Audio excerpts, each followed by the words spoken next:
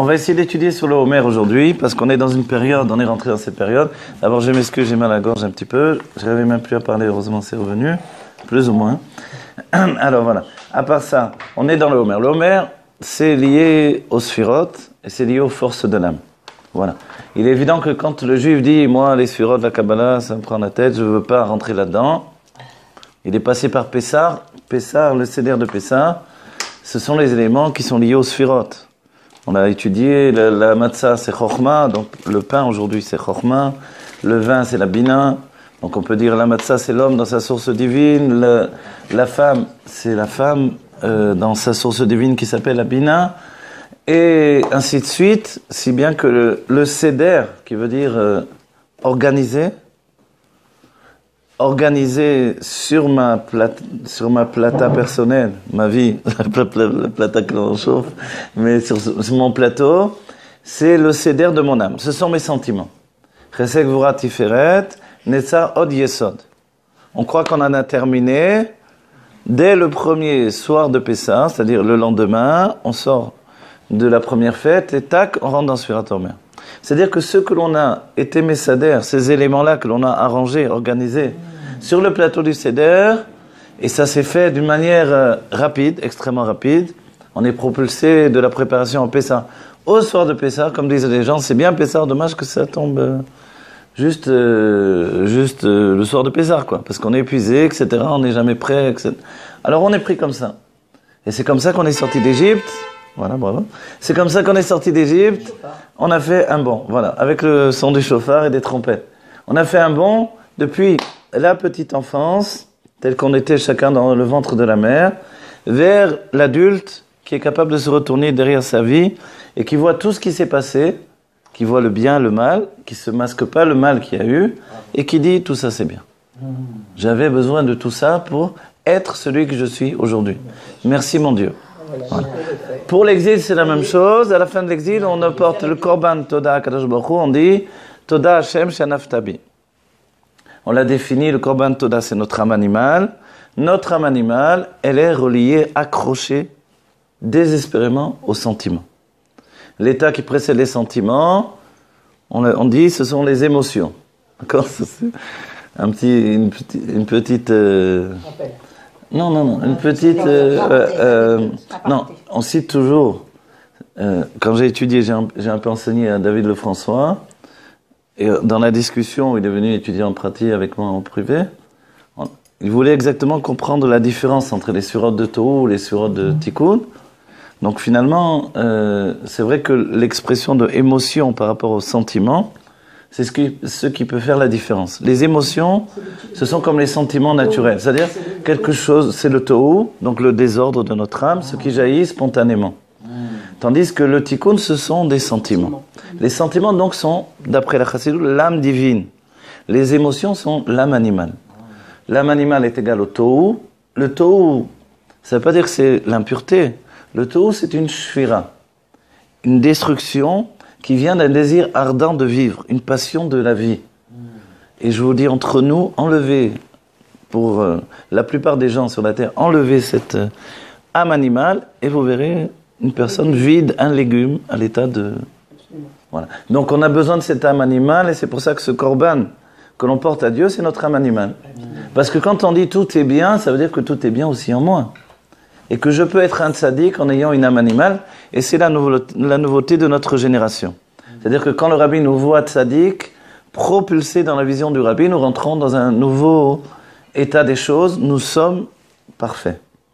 D'une perfection nouvelle qui est composée par des tas de niveaux imparfaits dans notre personnalité, mais comme on a compris que c'est le désir de Dieu, autrement Dieu aurait mis que des tzaddikim dans le monde. Et comme l'image que le rabbi a dit, lorsqu'il a dit à un jeune homme, il lui a dit c'est quoi ton hobby? Il a dit la peinture. Alors quel peintre tu aimes? Il a dit Picasso. Et dis-moi un tableau de Picasso. Et le jeune homme a dit au rabbi, il y a un peintre qui a été vendu récemment, c'est un vieil homme et un enfant qui courent sur la plage. Et c'est un tableau magnifique, etc. Et le rabbi réfléchit, lui dit mais il s'est vendu cher ce tableau, etc. Il dit oh là là, il commence à dire c'est vendu très très cher aux enchères. Et le rabbi dit mais si on avait pris une photographie de cette scène-là. Ça aurait été beaucoup plus parfait. Et le jeune homme dit, oui, mais ça n'a rien à voir. C'est justement l'imperfection qui a été et la spontanéité qui est tout le message de Picasso. Et le rabbi avait expliqué tout ça pour dire que si Dieu avait voulu des êtres parfaits comme les anges, il n'aurait pas mis les êtres humains sur la terre et les juifs en particulier. C'est-à-dire qu'en définitive, ce qui fait le charme d'une peinture de Picasso, où tout est tordu, on peut voir de tous les côtés, etc., c'est justement l'imperfection. Dans l'histoire même de Picasso, c'était un enfant prodige. Quand il était enfant, il dessinait comme Raphaël.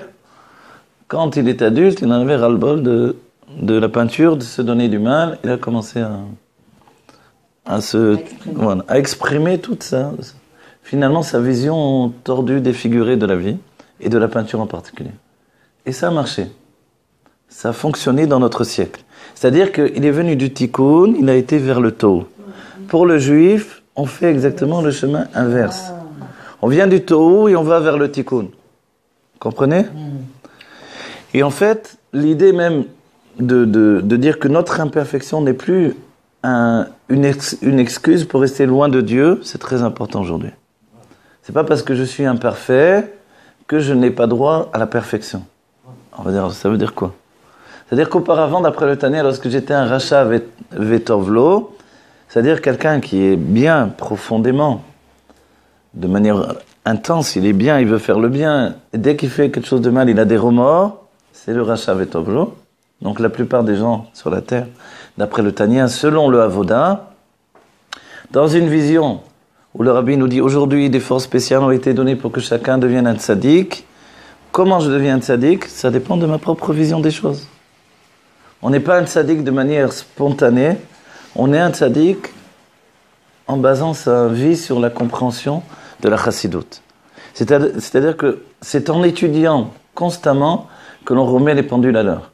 Malgré tout ce qui se passe, malgré mes chutes au quotidien, finalement Dieu me voit comme un tzaddik et c'est comme ça que je dois me voir moi-même. Et ça, c'est une nouveauté qui n'existait pas. C'est quelque chose, une considération que l'on n'avait pas auparavant. Et c'est comme ça que je dois voir l'autre juif. Vous voyez ? Donc en fait, quand arrive Sfirat Omer, on va dire alors j'ai plus rien à voir avec Sfirat Omer, puisque Sfirat Omer, c'est de l'etaken. Voilà. La nefesh ha'abami. L'etaken, effectivement, c'est organisé. L'etaken, le mot en hébreu, il veut dire réparer. Si je dis réparer, à le premier sens, réparer, c'est-à-dire qu'il y a eu une brisure. C'est pour ça qu'on dit Shfirat HaKelim, il y a eu des lumières dont les réceptacles se sont brisés, on va les réparer. Ok ? Et encore, voilà. les élever. La réparation, c'est à partir du fait d'une chute et d'une mort. Voilà. Quand vous dites élever, la chute est appelée la mort dans la Kabbalah. Dès que je chute, je suis mort. Un roi est devenu Premier ministre, il est mort. Non, mais il est quand même Premier ministre. Ou le président de la République est devenu Premier ministre, eh il est mort. D'après la Kabbalah, c'est ça. Dès que j'ai chuté de niveau, je suis mort. Qu'est-ce que ça veut dire mort ? Je suis en shfira, détruit. Et en fait, pour nous-mêmes qui venons d'un monde où la shfira était notre quotidien, enfin je parle de moi, forcément, lorsque l'on arrive vers la Torah et que l'on se construit de plus en plus, notre construction, c'est une construction faite de débris. Mon réceptacle, ce sont des débris qui sont assemblés et collés. Vous savez, qu'est-ce qui recolle les débris ? C'est le da'at. On dit la force du da'at, c'est de coller. Coller des éléments disparates. Vous voyez ? C'est à la fois l'étude approfondie, mais essentiellement la concentration et la conscience. Si j'ai conscience que tout est Dieu, alors la Chassidut nous dit Kula kamek elo chashiv. Rien n'est important. Je me laisse impressionner par rien. C'est-à-dire, je veux faire de l'argent, pourquoi pas ? Allez, viens, on va faire de l'argent. C'est-à-dire qu'en réalité, je n'ai pas besoin de vouloir faire de l'argent. Si je vis d'une manière passionnée, l'argent va venir à moi. Je dois me réaliser dans mon âme, dans tout ce que je fais. Voilà. Et en fait, le chemin qui mène à ça, c'est effectivement la psychologie de mon âme à partir des sphirotes. Les sphirotes, alors, qu'on le veuille ou non, quand on est juif, on vient du monde de Hatzilut, qui est composé de sphirotes. D'accord ? Ces sphirotes sont à l'image de l'âme du juif qui va venir s'exprimer dans notre corps, parce qu'en réalité, tout est à l'image du corps du juif. Donc en fait, il y a une relation étroite entre les sentiments, les sphirotes et le corps. Si bien que quand je suis mal dans mes sphirotes, j'ai mal dans mon corps également. Donc le travail, c'est de retrouver un juste équilibre dans tout ça. Et dès que je trouve ce juste équilibre, j'atteins un niveau de tzaddik en fait. Tzaddik, ça veut dire tzedek.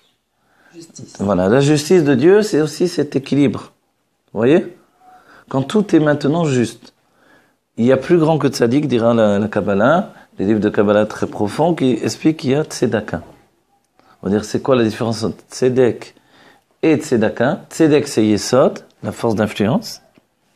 Mais le propre du yesod, c'est que on peut vouloir influencer même quand l'autre ne peut plus recevoir, ou ne veut pas recevoir. Et la tzedaka, c'est de donner à l'autre en réalité parce qu'il a besoin. Vous voyez? Et ça, c'est plus. On dit quelle différence entre le tzedek, donc le yesod, et la tzedaka? C'est qu'on a rajouté un e. Un e, c'est les 5 forces de l'âme qui sont reliées à l'expression.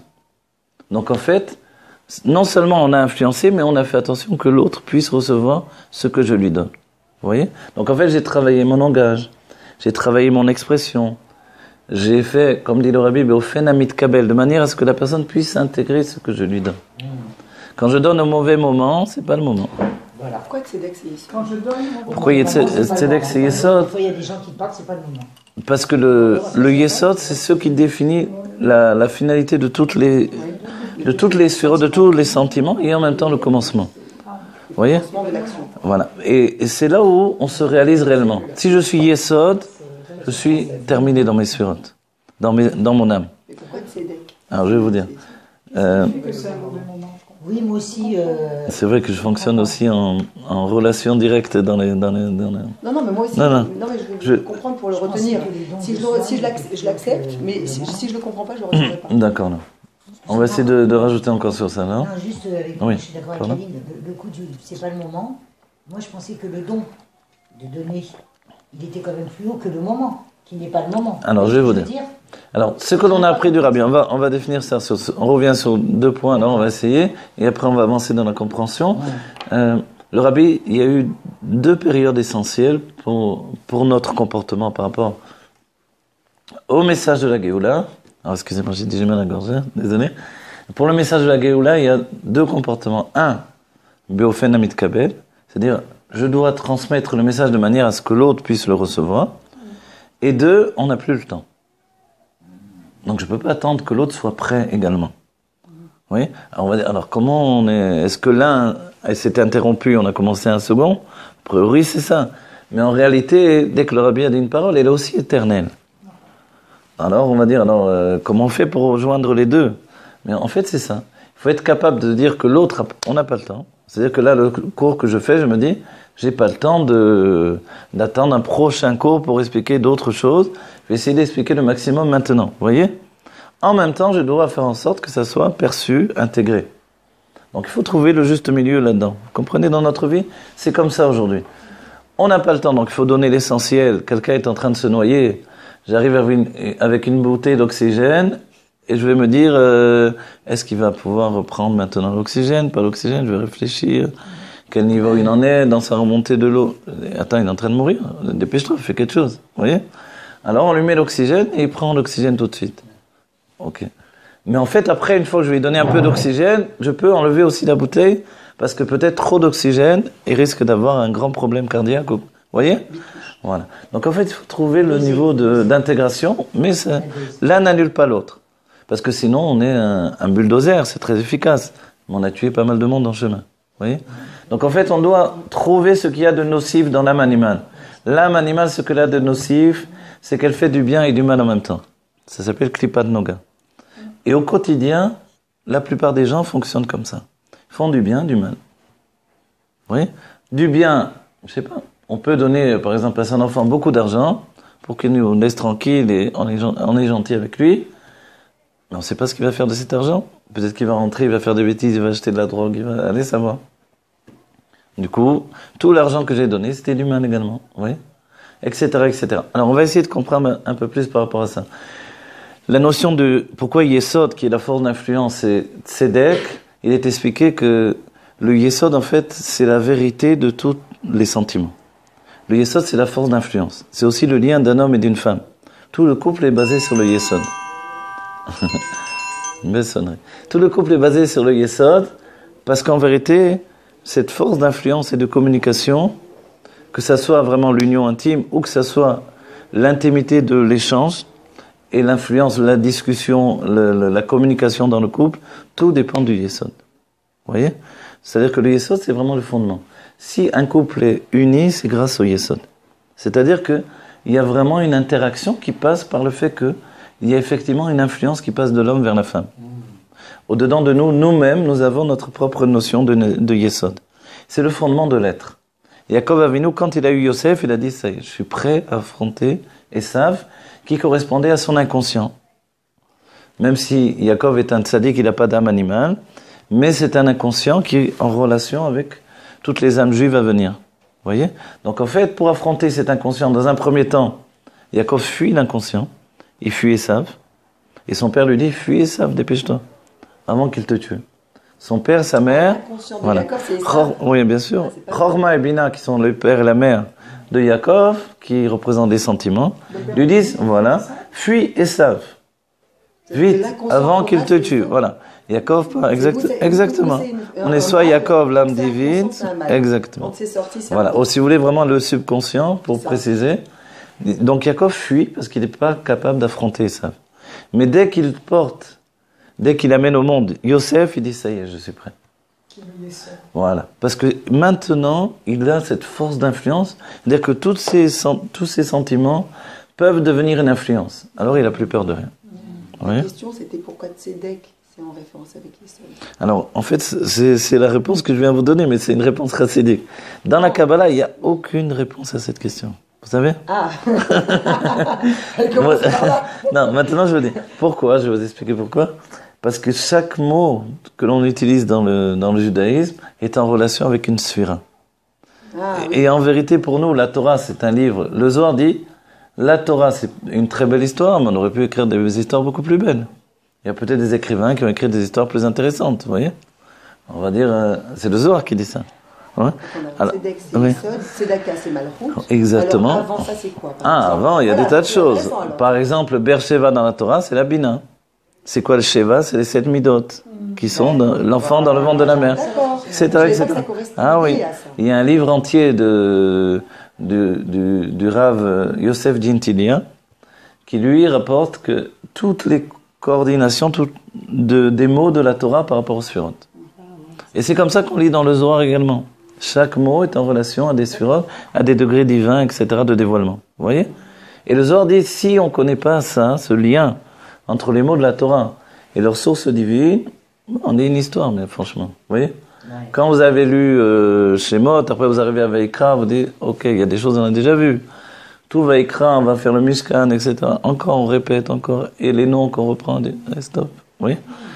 Mais si vous comprenez que tout ça, c'est vraiment une source de connaissance à l'infini, alors c'est une autre chose. Voilà. Et également nous-mêmes. On a beau croire que notre vie, voilà, c'est ce qu'il y a. Vous voyez, les Israéliens disent Zemayesh. Zemasheyesh. En rapide, ils disent Zemayesh. Il y a ça, c'est tout. Si content, pas content, c'est ce qu'il y a. Et quelquefois, c'est une expression qui veut dire je suis comme ça. Prends-moi comme ça ou rien du tout. Ça, effectivement, c'est le tohu. C'est une personne qui a dit je suis comme ça, laisse-moi tranquille. Mais ça rappelle un peu Moshe qui dit Venachnouma, c'est ma. Voilà. Quand le rabbi, quand le rabbi de chaque génération et Moshe en premier lieu dit Venachnouma, en fait d'après la Kabbalah c'est Moshe tout seul, même s'il dit au pluriel. Dans le sens simple, ça inclut Aaron, mais dans le sens profond c'est Moshe lui-même. Et ça veut dire Venachnouma, c'est-à-dire que le ma c'est un chomer gelem, c'est la chokhma. Vous voyez le ma de l'Aneshama, c'est un matériau brut que l'on peut transformer. On prend de la terre glaise et on travaille, on fait des assiettes, des vases, des statues, ce qu'on veut. Mais en fait, le matériau, il est brut. Vous voyez? Il est originel. Et Moshe, il dit ça. Il dit, vous me donnez des intentions que j'ai pas du tout, moi. Moi, Dieu, il vient, il me modèle, et voilà, c'est ce que vous avez. C'est ça ce qu'il est en train de dire. Donc, c'est pas la peine de chercher chez moi des sous-entendus, des intentions, des choses derrière, et J'ai rien préparé, ce qu'il y a, je vous dis directement. Comme le rabbi nous a dit, ce que j'ai dans la tête, je vous le dis. Directement. Il n'y a pas de frein, c'est le Nasiador. Dès que, hop, l'Aïlokut s'exprime, il nous transmet. Donc en fait, pour arriver à cet état-là, il faut que tout en chemin soit limpide. Parce que chez nous, il y a l'âme animale qui va bloquer les choses.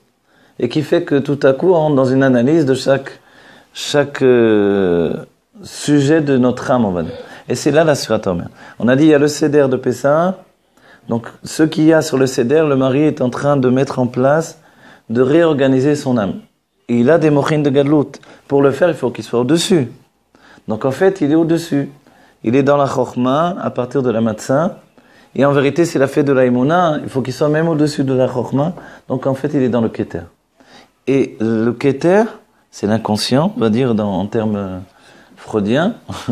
Mais ce sont les forces cachées de l'âme. Voilà, le surconscient, ou le moi, ou le ça, on va dire. Mais en réalité, l'inconscient de manière générale, en français, vous savez, ça se dit pas tellement. On ne dit pas surconscient. Non, on ne le dit pas, voilà. En chassidique, voilà. D'après en hébreu, selon le Rav Gizbour, on utilise ce terme-là, qui vient de Freud directement. Ouais. Bravo. Alors, mais en réalité, c'est vrai qu'en français, il n'est pas très usité. Non, on ne dit pas en français. Freud lui-même, au début, il fait une grande tchouk-tchouka, il ne fait pas de différence entre subconscient, inconscient, etc. Petit à petit, dans les dernières conférences de Freud, il va faire une différence. Avec ce qui est au-dessus de l'intellect, ce qui est le moi qui est considéré comme l'intellect, et le ça qui est, pour nous, l'âme animale. Vous voyez ? Donc en fait, le ça, c'est le subconscient, l'inconscient, et puis le conscient. Ok. Maintenant, d'après la Chassidoute, on a les forces cachées de l'âme, les forces révélées de l'âme. Les forces révélées de l'âme doivent passer par l'âme divine. Pour qu'elle passe par l'âme divine, je dois me soumettre à Dieu. Tant que je ne suis pas soumis à Dieu, ça passe uniquement par l'âme animale et intellectuelle. D'accord ? C'est-à-dire qu'en hébreu, très souvent au quotidien, on dit anim amin c'est karveka. Ça veut dire j'estime que comme ça et comme ça en réalité. En français, quand on dit j'estime, c'est pas très chassidique. On n'a pas l'habitude de dire moi j'estime que. Ça fait très bizarre chez un chassid de dire ça. Ce qu'on reproche beaucoup au Chabad, c'est de dire le rabbi a dit, le rabbi a dit. Et le rabbi a dit. Et toi, tu dis quoi ? Et moi, si tu veux entendre les bêtises que j'ai à dire, il vaut mieux que je dise ce que le rabbi dit. En vérité, c'est vrai qu'on doit arriver à dire ce que le rabbi dit avec nos propres mots. Et c'est confondu dans notre tête. C'est-à-dire que le rabbi a fait de nous un être vivant qui est capable de générer de l'Aéloko, du divin à partir de notre propre réflexion. Mais en réalité, c'est parce qu'on s'est soudé avec notre rabbi. Voilà. Cette fusion fait que le rabbi fait que l'on finit par penser comme lui. C'est ce que les sages disent. Après 40 ans, alors l'élève atteint le date de son maître. Le date, c'est aussi, il s'est attaché. Vous voyez ? 40 ans, le rabbi a dit, c'est pas la peine d'avoir 40 ans, vous n'avez pas encore 40 ans là. Alors, donc en fait, on s'est attaché au rabbi, on a fusionné. Et c'est ce qui nous permet de nous propulser dans des niveaux qu'on ne pourrait pas atteindre autrement. Ok ? Alors maintenant, regardez, quand on analyse à nouveau les sphirotes, on les a pris du Seder, mais dans le Seder, on n'a pas eu le temps en un jour d'arranger les choses. Qui plus est, le Seder, c'est une lumière qui vient d'en haut et qui nous prend en un moment. On a des mochines de Gadlout, on a la largesse d'esprit, on est capable d'être tranquille, d'accepter chacun, etc. On accepte les 4 fils, ceux qui viennent poser les questions, et même celui qui n'est pas au Seder à rajouter le rabbi, celui qui est un rachat, celui qui est un tzaddik, etc. Même le tam, etc. Donc en fait, tous ces éléments, on les retrouve dans notre âme. Ok ? Si on a eu la force de s'occuper des sphirotes pendant le Seder, on voit quand même on est un peu chavour. Il faut dire, le lendemain du Seder, tout le monde raconte ses péripéties, et il y a celui qui s'est écroulé après le 2e verre. C'est curieux en réalité. Des hommes qui boivent. Arrive le Seder, le 2e verre, ils sont écroulés. C'est incompréhensible quand on y réfléchit. Vous savez, il y en a plein. Dans le forum Mikvé, j'entendais un Chabad et un Breslev qui discutaient. Et le Chabad, et là on peut voir peut-être, c'est une anecdote, mais une différence peut-être entre les femmes Breslev et les femmes Chabad. Le Chabad dit, oi. Et après le 2e verre, je me suis écroulé. Il y a ma femme qui est venue me chercher. elle m'a cassé complètement. Et t'as pas honte, et les invités, lève-toi. Bon. Il s'est levé, il s'est remis au seder, il a continué. Il a pu faire les 2 autres coupes et terminer le seder. Le Breslev, il était en train de trouver des explications parce qu'il dit après le 2e verre, je me suis écroulé, il n'y avait plus personne, les invités, ils m'ont plus vu. Ma femme, elle est très, très honteuse devant les invités, etc. Moi, j'ai dit, quel est le point de différence finalement? C'est finalement comment la femme, elle a réagi. Il y en a, sa femme l'a ramenée, elle a un peu cassé, voilà. Elle a utilisé sa gvoura, les gvurot qui sont du côté féminin, pour le ramener au seder. Dans notre vie, ça veut dire quelque chose. Et celle qui ose pas bousculer son mari, voilà, il rentre pas dans le seder. On a toutes fait ça. Voilà. Ah oui?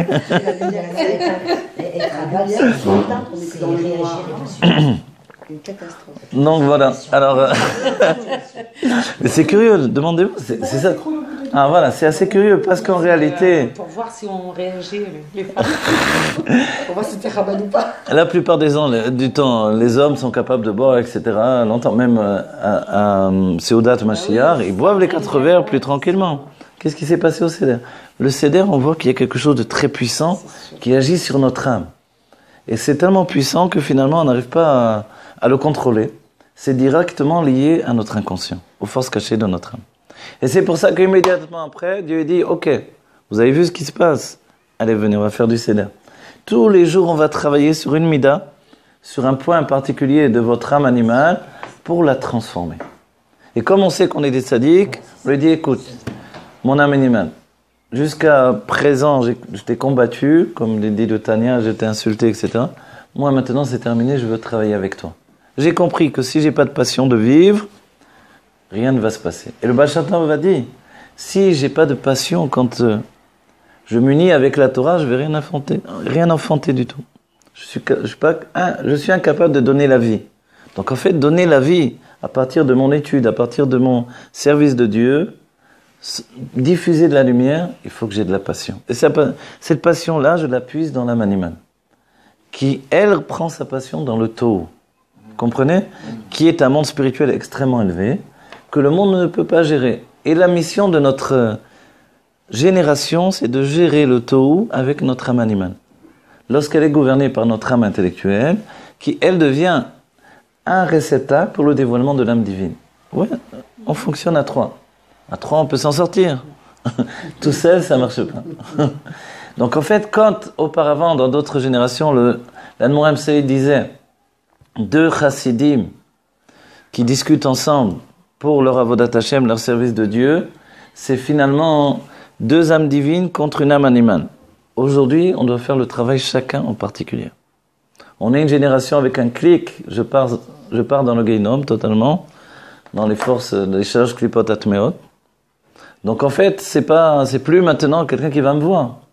C'est-à-dire que quelqu'un est dans ses toilettes, tac, il est parti dans les choses les pires qui existent au monde. Il n'a pas besoin de se cacher dans la rue pour aller voir des prostituées ou quoi que ce soit. Il a sur son téléphone tout ce qu'il faut. Vous vous rendez compte? C'est un cheveu près. Donc qu'est-ce qui le retient de faire ça? C'est le travail qu'il s'impose à lui-même. Entre son âme divine, son âme intellectuelle et son âme animale. D'accord? Et maintenant, on va essayer de voir. On va faire un démantèlement. Ça va? Je vous choque pas? Il faut dire les choses telles qu'elles sont, parce que surtout qu'il faut faire attention à nos enfants, etc. Hein? Ouais, donc c'est bien. Oui, bien sûr, c'est bien. C'est sur le même support. Vous vous rappelez, les rabbinés Chabad, d'autres chassidim ont interdit Internet sur les téléphones et sur etc. etc. Voilà.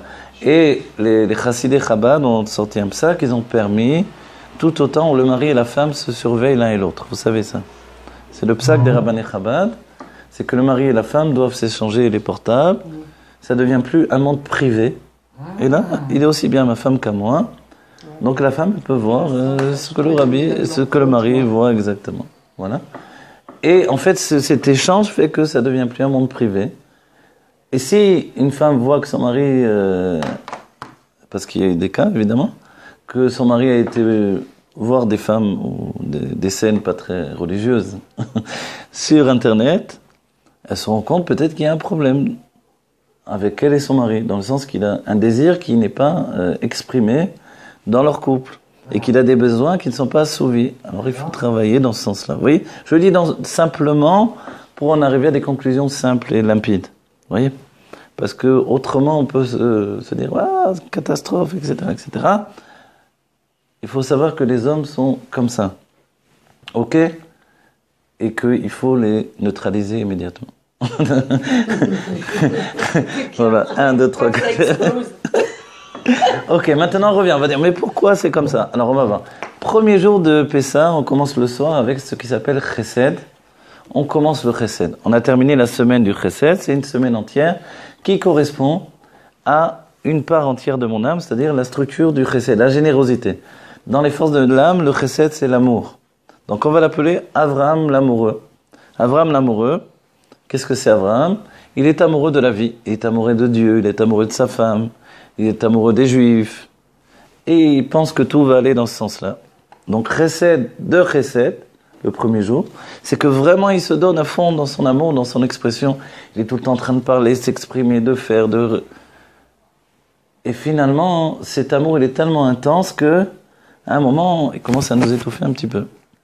Et après, beaucoup. Et après, il ne nous laisse plus d'air pour respirer non plus. Voilà. Parce qu'il n'y en a plus que pour lui. C'est pour ça que l'autre s'est séparé. Il a rempli la maison, il a rempli notre espace, il veut tout gérer, il veut tout organiser, il veut tout faire. À la fin, j'en peux plus, je n'existe plus. C'est-à-dire que la femme d'Abraham, elle n'existe plus. Les enfants d'Abraham sont devenus insignifiants. Et quand Abraham sort avec les enfants et la femme, et s'il arrive une histoire, ou même quand il sort par exemple en Mifsaïm, si c'est un Abraham Chabad, il revient de Mifsaïm et il est capable de raconter l'histoire. Et l'autre qui a fait Mifsaïm avec lui a disparu. Tout à coup, c'était lui le héros de l'histoire. L'autre n'existe pas du tout. Qu'est-ce qui s'est passé? Il a rempli tous les espaces. On dit, mais c'est de l'amour, le chesed, c'est la générosité. D'accord? Mais regarde ce que ça fait la générosité. Donc en fait, on a compris que s'il n'y a pas la gvoura, la rigueur, avec cette générosité, alors ça ne va pas. Donc deuxième jour, Dieu nous donne la rigueur. C'est-à-dire que tout à coup, on a la rigueur qui vient se rajouter à la générosité d'Abraham. Vous voyez? Et la rigueur, c'est Yitzhak. Yitzhak, lui, la rigueur, c'est Yitzhak, et Yitzhak, lui, il arrive avec sa rigueur. C'est-à-dire qu'il est capable de dire, de juger chaque chose, chaque moment de vie, et de toujours savoir quand est-ce qu'il doit s'exprimer, quand est-ce qu'il doit donner, quand est-ce qu'il peut aimer ouvertement, et surtout que, au moment où il s'aperçoit que l'autre n'est pas un clé, un réceptacle pour recevoir ce qu'il lui donne, il est capable de garder en lui ce qu'il voulait transmettre. Tout à coup, on a trouvé un équilibre. Mais voilà que, là aussi, il y a un problème, sinon ce ne serait pas dans la Sfirat Omer. C'est que tout à coup, cette rigueur qui est dans Yitzhak fait que, à force de voir, de juger qui peut recevoir, pas recevoir, il en arrive à des conclusions que finalement, ça ne vaut pas le coup. Personne n'est apte à recevoir, les gens sont tous à la panime, il est impossible de transmettre quoi que ce soit. Donc finalement, il en arrive à être très nerveux. Et quand il commence à s'énerver, parce qu'à la base c'est Abraham, on a dit c'est la gvora du chesed. Oui, c'est comme la main d'une personne qui s'appelle Abraham, c'est sa main droite ou sa main gauche. Sa main droite elle donne, sa main gauche elle veut prendre. Donc en fait, il commence à se dire que finalement c'est tous des imbéciles, ils n'ont rien compris. Il n'y a que moi qui ai tout compris. Alors on va dire qu'est-ce qui s'est passé là? Et le pire de tout, c'est que Abraham, quand il lève la main sur son enfant, par exemple, il est incapable de s'arrêter. Sa femme lui a dit, écoute, il faut être sévère là. Tu es trop gentil avec les enfants. Il faut maintenant que tu sois un peu sévère. Et si on n'a pas de sévérité, ils vont nous monter sur la tête. Alors lui, il prend son rôle très au sérieux et il commence, il se lâche. La femme, elle prend peur. Mais qu'est-ce qui se passe? J'avais dit juste d'être sévère là. Tu vas les massacrer. Stop, arrête-toi. Qu'est-ce qui s'est passé? Où il est l'amoureux, gentil. C'est Abraham qui va faire la guerre. C'est Abraham qui fait la guerre. C'est Abraham qui finalement, en lui, est excessif même dans la gvoura. Vous comprenez? Alors on dit, là on comprend, voilà.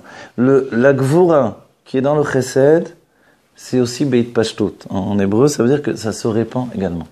Donc dès que ça commence, ça ne s'arrête plus. Vous voyez? Et ça, on est comme ça dans la vie. On va dire c'est... Hein, alors on ne doit pas être comme ça, je veux dire. On est comme ça dans le sens... Si on n'est que dans ces deux nécodotes-là, on est comme ça. Alors Dieu dit, bon, allez, ça va pas là, j'envoie Tiferet. En renfort, arrive Tiferet. Tiferet, c'est lui le juste milieu, l'équilibre des choses. Il a ni envie d'écraser les gens, il n'est pas en guerre contre les autres, il ne veut pas recevoir, je n'ai rien à faire. Il veut recevoir, je vais leur donner. Il trouve le juste équilibre entre les deux. Voilà. On va dire, alors tout va bien. Cet équilibre-là, il est amoureux de la beauté, de l'équilibre. Si c'est pas exactement comme ça, hop, attention. Si ça dépasse ici, attention. Si c'est pas la perfection dans chaque chose, c'est un artiste, hop, chaque chose, ça doit être parfait. Il devient fou quand c'est pas parfait. Tout à coup, tout prend une tournure où finalement, lui qui est tellement à la recherche de l'équilibre, il commence à s'énerver, il commence à perdre patience, il commence à... On va dire, qu'est-ce qui se passe avec toi? On voit l'équilibre, en fait, cette recherche de l'équilibre, ça peut être une grande clipa. Il est tellement à la recherche de l'équilibre qu'il veut la femme la plus parfaite. Voilà. Il va à un chidour, non, elle n'est pas assez belle celle-là. Franchement, on me propose des choses comme ça. Et il retourne, et puis, non, celle-là, elle n'est pas comme ça, je voudrais une... grande, blonde, de telle taille, tes trucs, machin. Et c'est pas un défilé de mannequin, là, c'est des chidurim. Alors, et dans chaque chose, il est comme ça dans sa vie. Oh, c'est pas possible, ça devient invivable aussi. Alors, où il est l'équilibre? En fait, à ce moment-là, on comprend que lui, qui a déjà un équilibre inné en lui, s'il n'a pas du da'at, tout est faussé. Et le da'at, dans son essence, c'est ce qui s'appelle la chashivut ha'inyan, de savoir la juste valeur des choses. Il y a des choses importantes, des choses pas importantes. L'imperfection, comme on l'a étudié au début du cours, ça fait partie du système que Dieu a installé dans ce monde. Il est tellement à la recherche de la perfection qu'il est capable de détruire un travail qui a pris des années parce que c'était pas assez bien. On va dire, alors il doit avoir un date. Il doit s'habituer, dire, c'est ce que j'ai pu faire pour l'instant dans les conditions actuelles. Si Dieu m'envoie une personne comme ça dans ma vie, je ne vais pas chaque jour me dire qu'au matin au réveil, elle doit être maquillée avant de se retourner vers moi. Si elle a les cheveux un peu ébouriffés, si elle a si... Non, il doit apprendre que la vie, elle est une vie d'imperfection.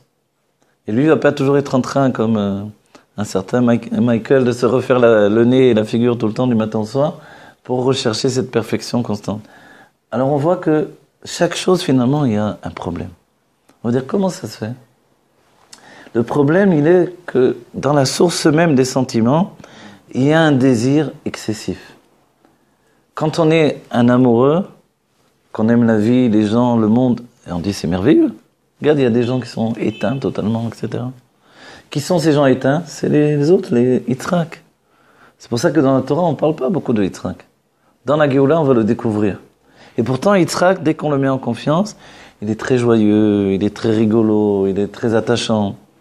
Mais autrement, il est refermé sur lui-même, il est méfiant, il se dit, attention, c'est tous des voleurs. Vous avez entendu ça, non? C'est tous des bandits, de toute façon. Ah, ces Chinois, qu'est-ce qu'ils nous donnent? Et les Russes, et les trucs, alors, il y en a pour tout le monde, il y en a pour tout le monde. Mais quand on le met en confiance, quand aussi, alors on découvre une personne merveilleuse. Qu'est-ce qui s'est passé? En fait, on n'a pas changé, on lui a assuré qu'il peut se dévoiler, tout simplement. Le grand problème de tous ces états d'être et d'âme, c'est la crainte que l'on a du monde. La crainte que l'on a des choses, la crainte que l'on a des gens.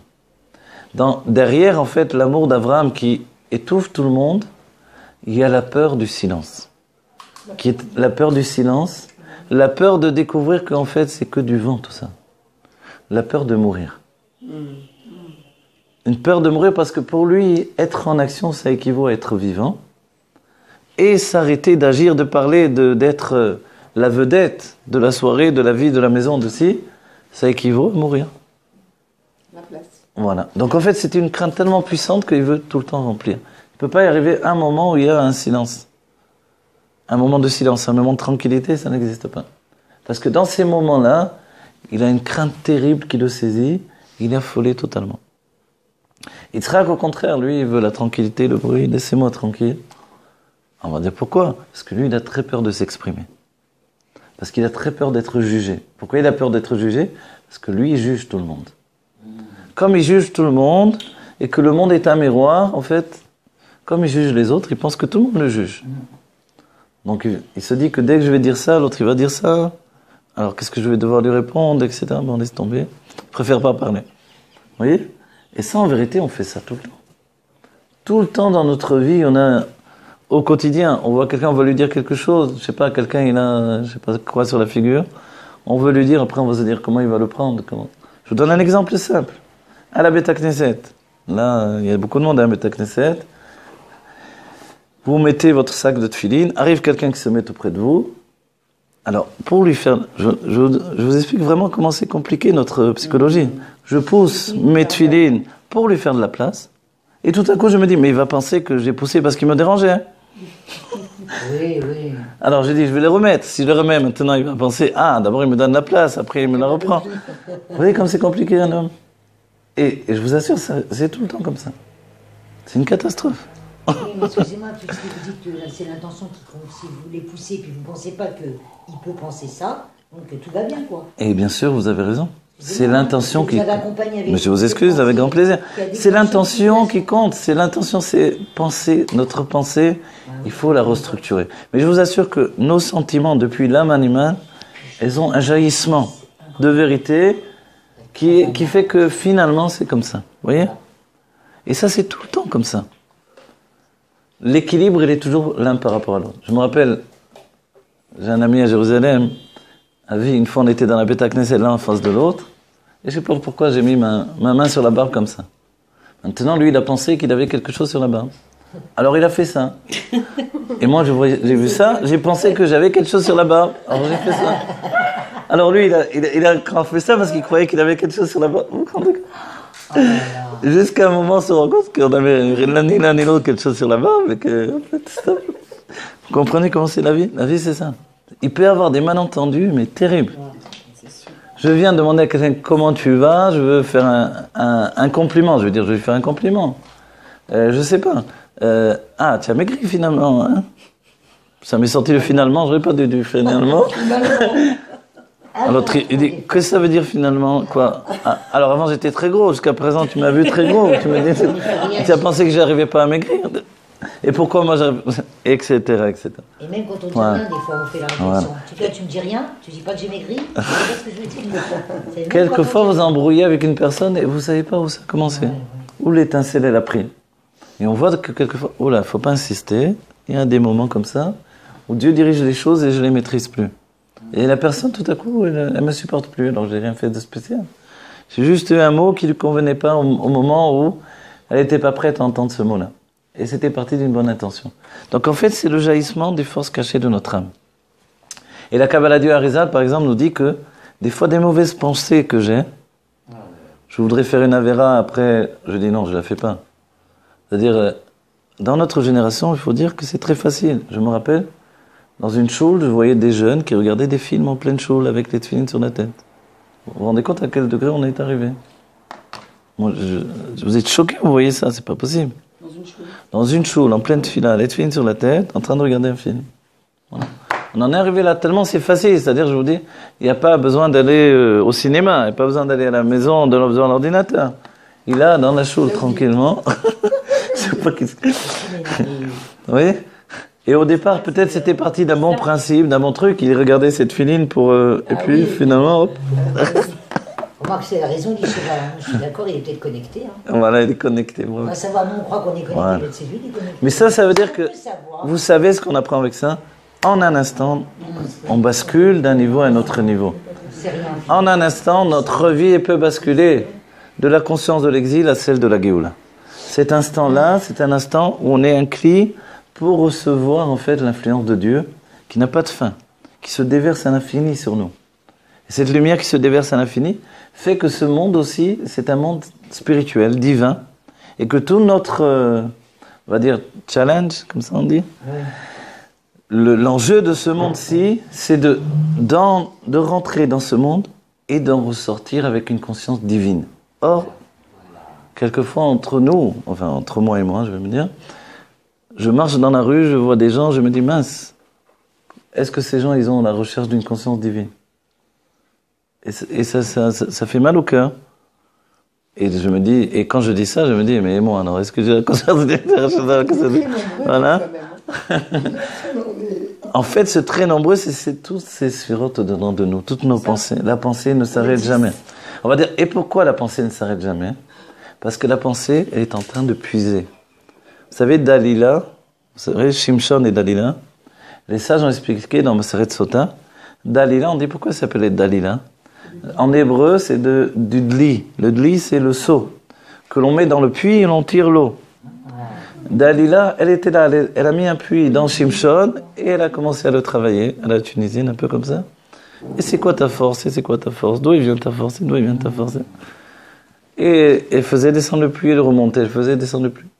Et comme elle voulait aller jusqu'au bout et que c'était un agent secret des Philistins, alors elle demandait pas ça à n'importe quel moment. Elle demandait dans les moments de l'intimité. C'est-à-dire au moment où ils étaient dans leur intimité, elle se retirait, comme le seau que l'on retire et l'on remet, on le retire, on le remet.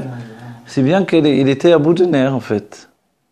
Jusqu'à ce qu'ils lui disent, pour atteindre ce qu'il voulait atteindre. Vous vous rendez compte? Et ça, c'est le fait d'aller là. Et en fait, la pensée, elle vient dans ce système. Elle est liée à Léa dans la Chassidut et la Kabbalah. Et on dit que, en fait, dans la source, c'est la femme du Nachash. Le Nachash, ça veut dire les Nachesh. Et la pensée, elle est tout le temps en train de s'immiscer dans tout. Oui, elle va. Voilà. L'intellect, c'est l'âme divine, mais la pensée, qu'est-ce que c'est la pensée? La pensée, c'est un lien direct avec notre inconscient. Ça vient, ça jaillit tout le temps. On se réveille, on pense, on s'endort, on ne sait pas quand est-ce qu'on a arrêté de penser. En fait, on n'arrête jamais de penser. C'est un long fleuve tranquille qui ne s'arrête jamais. Voilà. Elle s'arrête jamais, elle s'arrête jamais. Et pourquoi elle est toujours là? Si bien que l'Admour Hazaken nous dit, quand j'ai une mauvaise pensée, si c'était moi le maître de ma pensée, en fait, je serais coupable de cette mauvaise pensée. Mais comme je ne suis pas le maître de ma pensée, je ne suis pas coupable. Je n'ai pas fait une avéra quand j'ai une mauvaise pensée. J'ai fait une avéra quand je me suis installé dans la mauvaise pensée. Quand je l'ai accepté, quand je l'ai dit, mon ami, viens ici. Alors, à ce moment-là, oui. Mais quand j'ai une mauvaise pensée, même le Benoni a une mauvaise pensée, on doit la repousser.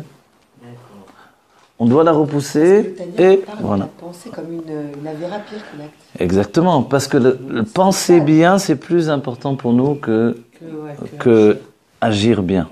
Et pourtant, on sait combien c'est important de bien agir. Mais finalement, quand on pense mal sur quelqu'un, sur quelque chose, ça va nous ronger de l'intérieur. Quand quelqu'un s'habitue à avoir des mauvaises pensées, des pensées, toutes sortes de pensées, et qui s'installent là-dedans, c'est en train de lui coller à la peau, c'est en train de le défigurer de l'intérieur. Et personne n'est au courant. C'est joli ça, défigurer de l'intérieur. Oui, très beau. C'est très beau, vous avez dit. Très bien. Défigurer de l'intérieur, très beau. Très beau. Donc en fait, on comprend bien que... Voilà, exactement. Donc en fait, cette âme animale qui m'a été donnée, elle m'a été donnée pour me fournir un feu. Un feu, c'est la passion de vivre. Donc dans la passion de vivre, j'ai besoin d'être Avraham. Avraham ou Avi. Avraham, il nous fait des difficultés parce qu'il nous étouffe. Mais quand j'ai besoin d'argent, c'est lui que je vais aller trouver. Parce que je sais que lui, il a toujours le cœur sur la main et que dès que j'ai besoin, il va se donner à fond pour me donner. J'ai un ennui, c'est lui que je vais aller trouver.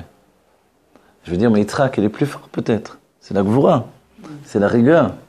Oui, mais Yitzhak, il sait que quand il rentre en guerre, etc., il va en perdre des plumes et que ça va tourner mal. Il préfère pas se mettre en guerre. Vous voyez? Et pourtant, c'est lui le guerrier a priori. Donc en fait, chacun a une qualité. On a besoin de cet amour. Si on n'a pas d'amour de l'autre juif, et Avraham, c'est le commencement de notre judaïsme. Et tout le travail dans notre vie, c'est aimer Dieu et aimer l'autre juif. On ne peut pas recevoir la Géoula, recevoir Pnei Mashiach Tzidkenu, si on a la haine du juif. Bon, je veux bien accueillir Mashiach. Franchement, les juifs, hein, on les connaît. Alors, tu peux pas accueillir Mashiach comme ça. Tu peux pas accueillir les Mashiach. Et pourquoi tu les connais tant que ça? Eh bien, parce que j'en suis. Alors, je connais bien la marchandise. Ok. En fait, non, on comprend qu'on doit avoir un amour démesuré comme Avraham. C'est-à-dire aimer vraiment jusqu'à toutes les créatures comme Avraham Avinu. Mais Israël nous dit, mais c'est dangereux, attention. Si tu aimes tout le monde, tu vas t'en prendre plein la tête. En fait, il faut trouver l'équilibre. Alors, quand on avance ensuite, après Tiferet, on arrive dans Netzar. On va dire, à quoi ça me sert ce Netzar? Netzar, si je traduis, ça veut dire la victoire. Alors on sait qu'il y a une place de la victoire, mais qu'est-ce que c'est la victoire? Ça veut dire quoi, la victoire? C'est j'ai obtenu la victoire, je vais l'obtenir.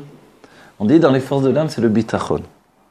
Le bitachon, vous savez, en hébreu courant, quand on vous dit bitachon, vous dites ish bitachon, ça, le ministre du bitachon, oui, c'est la sécurité d'Israël. Donc on va dire, c'est ça le bitachon. Alors c'est le Netzar, c'est celui qui a pris le Krav Maga. Il se passe un truc en 2 secondes, il a tué le... C'est ça le bitachon, il se met à métier alors. C'est parce qu'il est du côté droit. Ça vient du côté droit, c'est du chesed. Et c'est la suite du chesed qui est cette expression de l'amour. On va dire, mais à qui tu vas donner le bitachon? À qui tu vas donner cette force de tuer en 2 secondes? Comme le Krav Maga par exemple. La première chose qu'on apprend en Krav Maga, c'est de ne pas se battre. Pourquoi on va dire? Parce que tu peux tuer quelqu'un, non, parce qu'on peut tuer quelqu'un en 2 secondes. Oui, il n'y a pas besoin. Sans s'apercevoir même. Oui. C'est très facile de tuer en fait. C'est ce qu'on apprend et ça fait peur. Donc première chose, évite le combat. Deuxième chose, si tu n'as pas le choix, non. Tu le tues. Oui. Vous voyez, il n'y a pas entre deux tellement. Et c'est pas très joli, etc. Mais c'est très rapide. Vous voyez. Donc en fait, celui qui a dans les mains maintenant une arme comme ça, il fait attention. Mais il a en lui un bitachon. Vous voyez, c'est comme celui qui est armé toujours. Il est plus tranquille que celui qui n'a pas d'arme. Il se promène à Yafo, vous voyez. Et il y a moitié arabe, moitié juif, mais moitié arabe, c'est un peu dangereux. Mais il a son arme. Oui. Donc en fait, il est plus tranquille que celui qui est là, tout seul, abandonné, dans la nuit, il ne sait pas ce qui va se passer. Donc en fait, d'avoir sur soi un bitachon, c'est que en fait, je suis capable d'avoir la victoire avant même que je l'ai obtenue. Et plus précisément, je l'ai déjà obtenue avant d'avoir fait quoi que ce soit pour l'obtenir. Parce qu'en réalité, la victoire, c'est un sentiment. Parce qu'une personne, elle peut avoir pris une ville d'assaut, remporter le combat, et avoir un sentiment... Mais qu'est-ce que j'ai fait là? À quoi ça sert cette petite ville-là? Qu'est-ce que je vais faire avec ça? Vous croyez que Napoléon, quand il avait pris l'Italie, il était tranquille? Il a dit, mais ça suffit pas. Allez, je veux l'Allemagne, après je veux... Allez, on va partir en URSS. Enfin, à l'époque, c'était pas comme ça, mais... La Russie, la grande Russie, on va tout manger. Ça, c'est le chesed de Klippa. Les Arabes qui viennent dans le monde, ils rentrent à Paris pour faire quelques travaux, et puis finalement, qu'est-ce qu'ils veulent être? Président de la République, c'est tout. Pas moins que ça. Comme en Amérique, ils ont eu un noir président, en France, ils vont avoir un arabe président. C'est sûr? Et il va donner des discours depuis la mosquée. Voilà, ça va être comme ça, au micro, depuis la mosquée, il va donner ses discours. C'est parti pour être comme ça. D'où ça vient? Le Zohar dit Klippat Chesed. La Klippat Chesed, elle se répand partout. On va dire, et le Netzar là-dedans. Alors, la différence entre le Chesed et le Netzar, c'est que le Chesed est bousculé par des émotions qu'on ne peut pas gérer. Et le Netzar, par contre, il est enraciné dans le Keter. C'est-à-dire qu'il a en lui une force, une assurance qui dépasse totalement le désir de donner. Et également totalement le désir de recevoir. Il est d'un certain point de vue incorruptible. Et comme il est incorruptible, il est capable de faire ce qu'il faut au moment où il faut, il n'a peur de rien. Dans la Chassidut Rabat, ça devient l'Echatrila Hariber. C'est-à-dire la notion de l'Echatrila, je suis au-dessus. Déjà, dès le départ, je suis au-dessus des problèmes. Vous voyez des personnes comme ça, quel problème? Où tu avais des problèmes? Rabbi dit, effectivement, il n'y a pas de problème. Il y a des défis à surmonter. Le Netzar, il dit, mais ça y est, on a déjà gagné. Attends, mais tu n'as rien fait encore. Tu n'as pas compris que la victoire, c'est un sentiment extrêmement puissant que j'installe dans mon âme, et c'est sûr que je vais gagner. Et c'est vrai que celui qui se dit tous les matins, je vais devenir riche, je vais sortir de la condition de vie où je suis, je vais réussir à prendre la Torah alors que je ne parle pas un mot d'hébreu, je vais réussir à entraîner la Géoula. C'est sûr qu'il a déjà réussi. Et c'est dans cet ordre des choses que le Rabbi nous dit que la Géoula est déjà là, que tout est déjà là. C'est-à-dire qu'on est déjà sûr. Pas qu'on va attendre, attendez, on va voir. Bon, il vaut mieux attendre. Comme certains rabbanim qui ont dit, dans 50 ans, il y aura la Géoula. On n'a plus qu'à dire, on attend le 7e millénaire. Alors, c'est sûr qu'il va y avoir la Géoula. On n'est pas là pour attendre le 7e millénaire. On est là pour la provoquer aujourd'hui. Pour la provoquer, il faut la posséder. Si on ne la possède pas, on n'aura jamais. La posséder dans notre âme, c'est cette notion de Netzar. Netzar, on dit, c'est le pied gauche. Si on dit par rapport au corps, ouais. Non, le pied droit. Excusez-moi. J'ai pensé en même temps à la suite. Excusez-moi, je pensais à la suite en même temps que je parle, parce que sinon, j'ai pas de texte. Voilà. Alors, je vais vous dire. La main droite, c'est Chesed. La main gauche, c'est Gvura. Voilà. Tiferet, c'est le corps. On voit que les sages nous disent la différence entre Tiferet et la main droite et la main gauche, c'est que Dieu préserve, on peut couper un homme la main droite et la main gauche. Mais pourquoi Tiferet? D'abord, c'est une main. Alors, vous vous rappelez l'enseignement des sages, Yad Agdola, la grande main, c'est la main, c'est Pessar ça aussi. C'est la main droite, Yad Achazaka, c'est la main gauche, et Yad Rama, Israël Yatsou Yad Rama, la main haute. C'est ici. On dit, en quoi c'est une main maintenant, les sages nous disent? C'est parce que ça, je peux porter quelque chose de lourd, ok, selon la force que j'ai dans ce bras. Là, je rajoute doublement lourd, je peux porter encore plus lourd. Mais quand c'est trop lourd pour mes mains, avec le buste, je peux pousser même quelque chose de très très lourd, vous voyez? Et comme ça, Dieu nous a sortis d'Égypte. Ici, on était. Et les sages nous disent que c'est vrai que Dieu préserve quelqu'un qui a perdu les deux bras, que Dieu préserve. Ici, il reste quand même l'essentiel. Mais si vous enlevez le troisième bras, il n'y a plus rien, l'homme est mort. Vous voyez? Donc en fait, c'est pour ça que c'est dans cette main-là, la main haute, que se trouve le cœur et tous les organes, etc.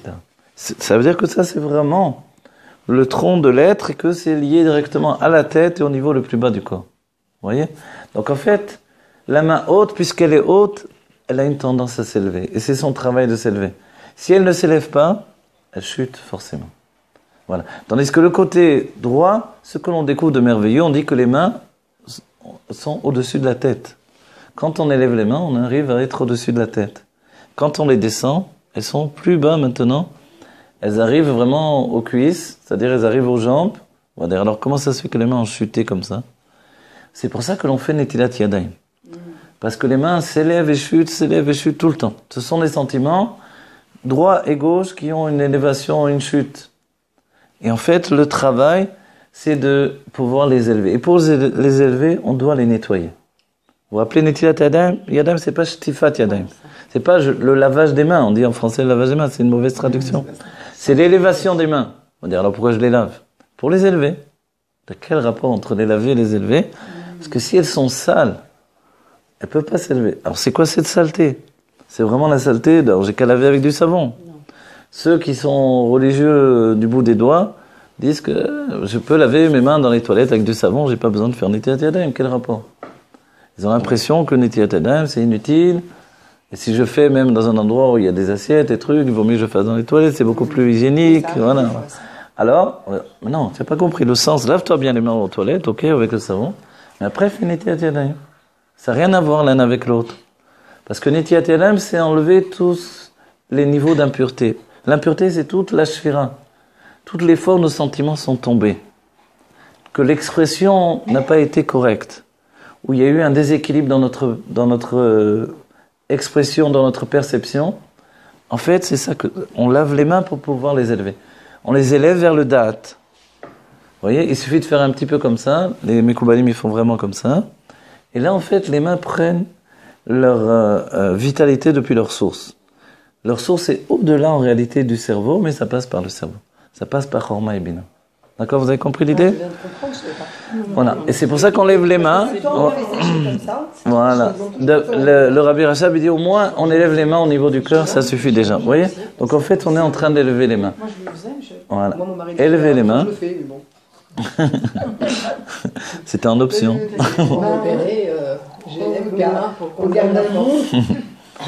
Donc en fait, on voit qu'on a besoin. C'est-à-dire, la même chose.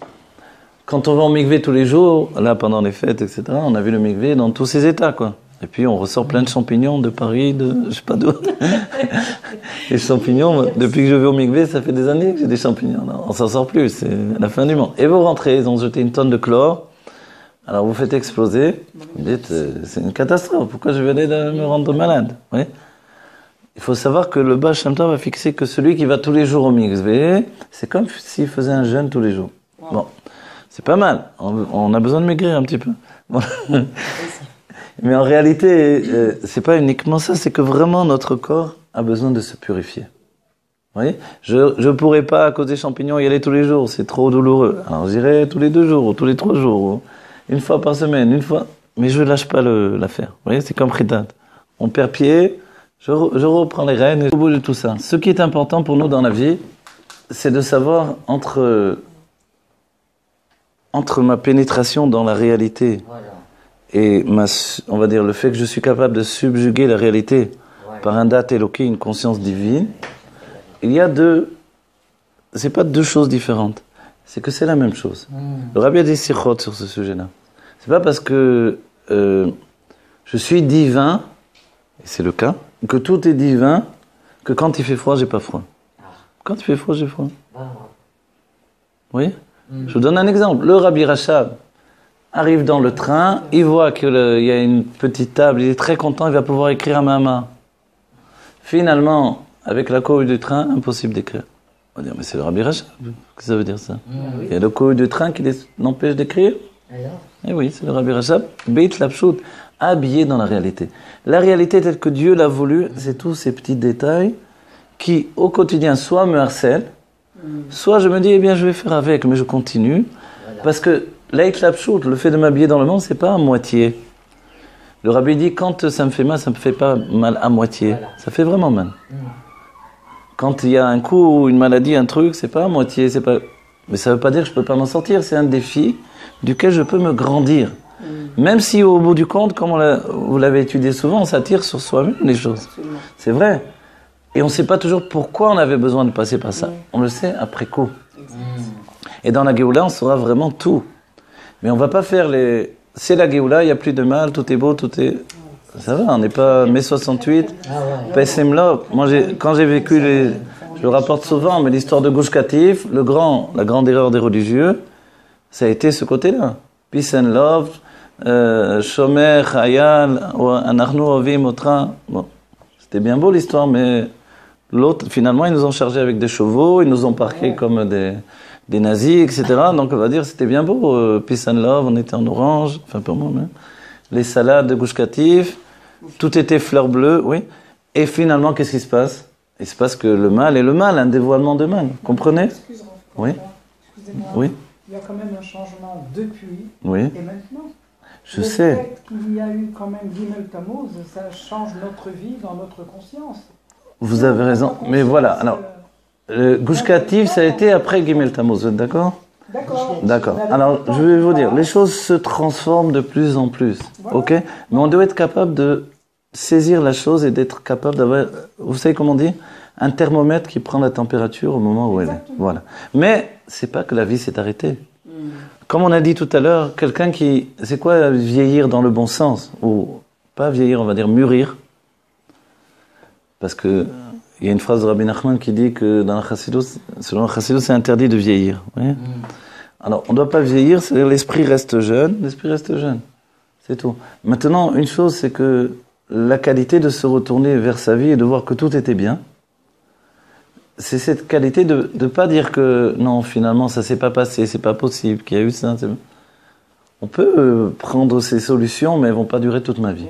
Parce qu'un jour ou l'autre, ça va remonter à la surface. Ce que j'avais bien masqué, je vais m'en rappeler. Vous voyez? Je ne sais pas. Un père qui m'a battu et une mère qui m'a abandonné et l'autre, je dis n'importe quoi. Hein. Ces trucs-là, des histoires, il y en a... Ouais, et ça, c'est gentil, hein, vous êtes d'accord? C'est rien du tout par rapport à ce qui s'est passé dans les vies des gens. Donc on ne peut pas tromper ou se tromper, ou même dire il n'y a pas eu.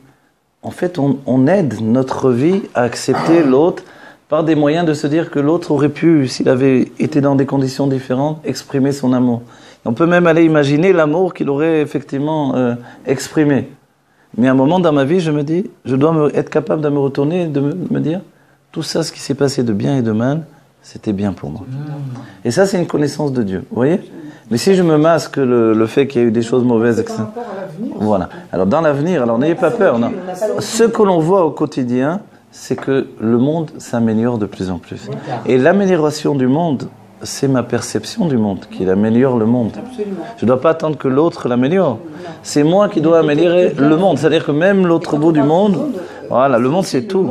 Exactement, et ça commence par moi, essentiellement. Parce que tout est perçu au-dedans de moi, et qu'en réalité, je ne vous connais que dans ma perception. Absolument. Donc si, entre guillemets, je vous aime pas, vous voyez, ça veut dire que dans ma perception, je vous aime pas. Si je vous aime, dans ma perception, je vous aime, etc., etc. Vous voyez, c'est un infini, et c'est ça l'âme animale. L'âme animale, elle vient s'approprier le monde. Elle est venue pour que le monde soit au-dedans de nous. Parce que sinon, l'âme divine, elle est, comme on dit, artilaïte. Quand le Rabbi a dit c'est la Géoula, elle n'a aucun problème, c'est la Géoula. Il n'y a plus de mal, il n'y a plus rien. Elle n'a jamais vu de mal d'ailleurs. Ouais. Donc alors, on va dire, alors, à qui on doit parler l'âme animale, elle, c'est un vieux loup de mer. Elle va dire, allez, va me raconter des histoires. Viens, je vais t'amener à la morgue, on va voir comment c'est la Géoula. Viens à l'hôpital avec moi, viens. On va aller voir la Géoula. Ouais. Vous allez lui dire quoi? Non, ça, je ne peux pas voir ça, moi, ça me... Ah, je croyais que c'était la Géoula. Oui. Donc on va dire, faut savoir ce que tu dis, d'accord? Et du répondant. Ah, la réalité vous met un point dans la figure, vous ne pouvez pas dire, c'est pas vrai. Alors la réalité, elle est là, ok? Donc en fait, on doit être capable de vivre intensément la Géoula au-dedans de nous, en voyant le monde se transformer petit à petit, parce que nous, non seulement on veut qu'il se transforme, mais on a compris qu'il s'est déjà transformé depuis longtemps. Et que c'est simplement la perception des choses qui doit changer. Et ça, c'est vrai que avant Gimel Tammuz, après Gimel Tammuz, après toutes les étapes que le Rabbi nous a fait passer, jusqu'au niveau où Nafal Simon, où on commence à comprendre les choses, mon âme animale, elle s'est transformée. Et aujourd'hui, elle n'est plus un ennemi de mon âme divine. Elle n'est plus un ennemi de mon judaïsme, de mon Avadat Hashem, de l'autre juif. Elle est capable d'aimer chacun, tout le monde. Vous savez comment on commence à aimer tout le monde? Quand on s'aime. Bravo. C'est très bien. Quand on commence à s'aimer soi-même. Quand on s'aime, on commence à s'aimer réellement. Et quand est-ce qu'on commence à s'aimer? Quand on prouve. Il faut nous prouver que l'on s'aime. Chacun doit se prouver qu'il s'aime. Une personne disant « je suis seul ». J'ai pas de parents, j'ai pas d'amis, j'ai pas d'enfants, j'ai pas de... Alors je suis capable de me prouver que je m'aime pour pouvoir aimer les autres, parce que sinon c'est sûr que je vais haïr le monde entier. Ah oui. Je dois m'occuper de moi. Et quand je m'occupe de moi, c'est Dieu qui s'occupe de moi. Voilà. Donc je suis pas seul. Ah, ça c'est une autre notion après. Voilà. Quand j'ai l'habitude de m'occuper des autres, comme une mère qui a l'habitude de donner à ses enfants, ou un père aussi, de gens qui s'occupent, et lui il va prendre la carcasse du poulet ou la peau du poisson. Finalement, il fait mini par aimer la peau du poisson et la carcasse. Quel morceau tu veux? Moi, je voudrais bien la carcasse. À force. Alors, c'est vrai, ok. Mais arrête maintenant, viens, je te propose un autre bout. Goûte. Goûte-le vraiment. Voilà. C'est-à-dire qu'il faut goûter la vie, il faut aimer la vie, il faut se donner.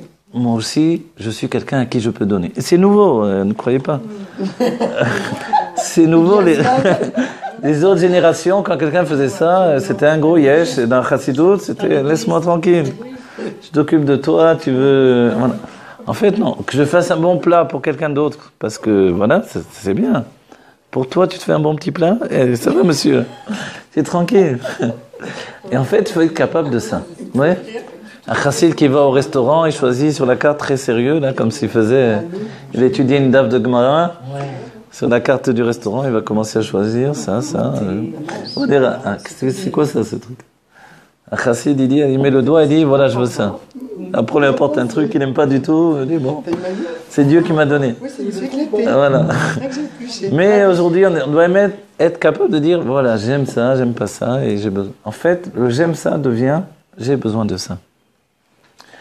Quand quelquefois j'ai besoin de sucré, eh ben, il ne faut pas non plus être comme un fou. Il y a des besoins, même si je suis dans un régime, même si j'ai des besoins, voilà.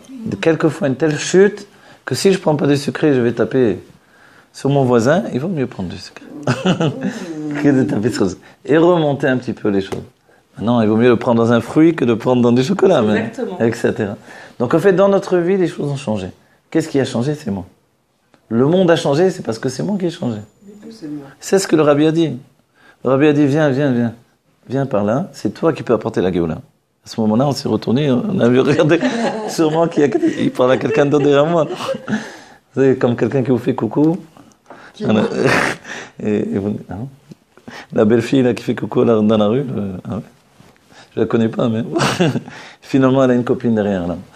En fait, là, le rabbi il vous a dit, c'est toi qui apportes la Géoula, et il n'y a personne derrière moi, en fait. C'est vrai que le rabbi, il y a des milliers de personnes, et chacun, il lui fait les chaïm, et la personne, c'est moi, il me fait les chaïm. Ah oui. Et le rabbi a regardé que moi. En fait, c'est continu, c'est pas terminé.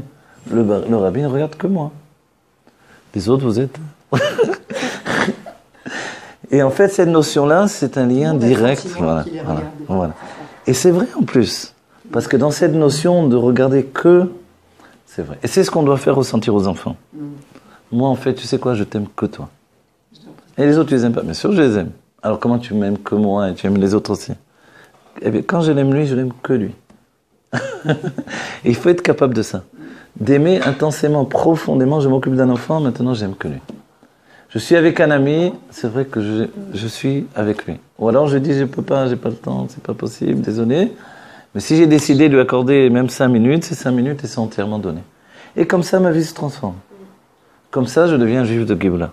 Donc la Géoula, ça dépend de l'expression de mon âme divine, au-dedans de mon âme animale, en réalité. Et ça, c'est le Netzar. Vous croyez que j'avais perdu le fil, hein? Non, pas du tout. D'ailleurs, on a le Non, c'est moi qui croyais, je me suis répété. Alors, ça, c'est le Netzar. Le Netzar, c'est ça. Les Khatrila, on a gagné. Vous comprenez? On a déjà gagné le combat. Et on avance, voilà.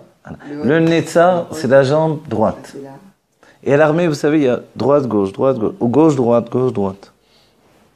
Alors la jambe gauche, c'est le Hod. On va dire, c'est encore on a besoin. Si on a du Netzar, on a déjà gagné la victoire, on est déjà en Géoula, on a compris que tout dépend de moi, et que si je suis positif, tout ira bien.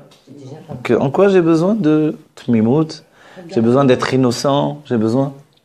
Parce que le chesed, on n'oublie pas qu'il se répand. Le chesed, il devient totalitaire. Finalement, il est capable de jamais s'arrêter. C'est vrai que j'ai raison. Le Netzar, je sais que j'ai raison. Vous voyez? C'est comme quelqu'un vous dit hey, tu sais que tu es beau, toi. Et je sais bien que je suis beau. C'est ça le Netzar.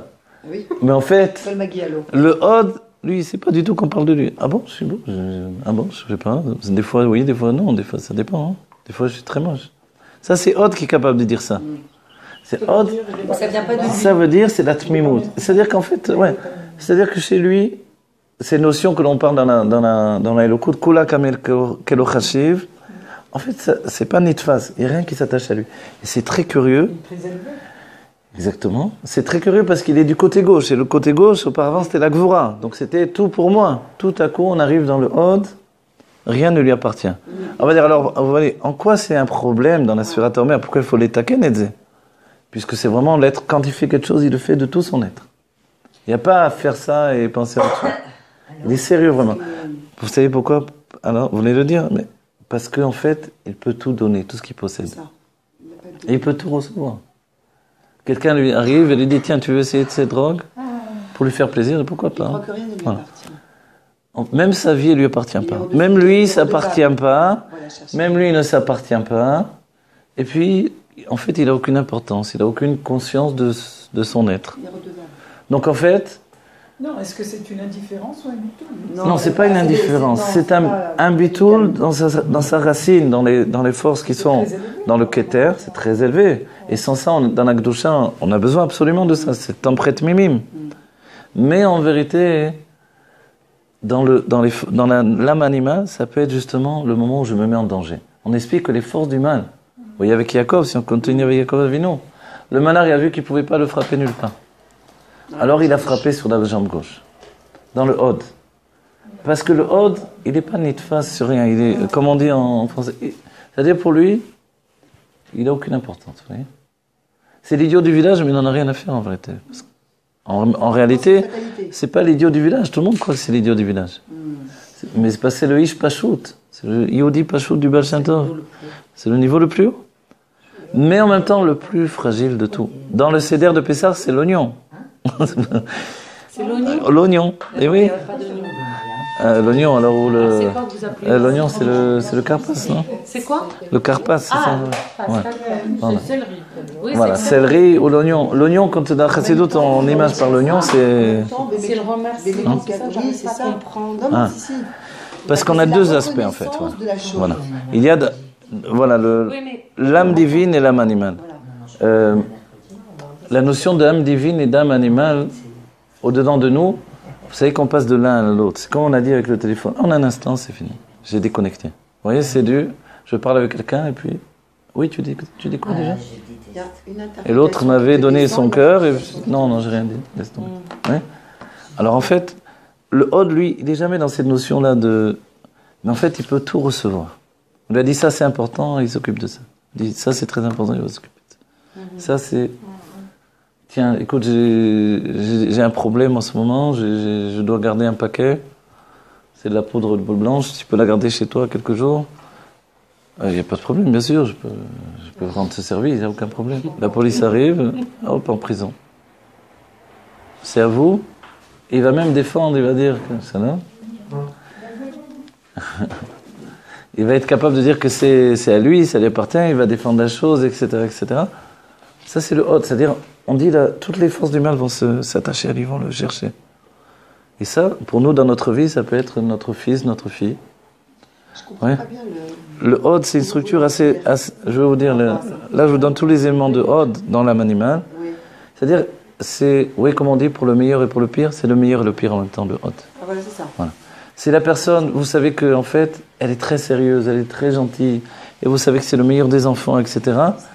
Mais vous savez qu'une mauvaise fréquentation, et c'est fini pour lui. Il est capable de faire les pires choses. Tout d'un coup, que Dieu préserve, la mère, elle va le chercher à la prison. Qu'est-ce qui s'est passé? Je sais pas, j'avais des amis, on a organisé un cambriolage à la banque, et bon, je suis parti avec eux. C'est mes amis quand même. Quoi, mais tu n'as pas réfléchi? Ben, c'est mes amis, je sais pas. Oui, tout est un lien. C'est une innocence absolue dans tout.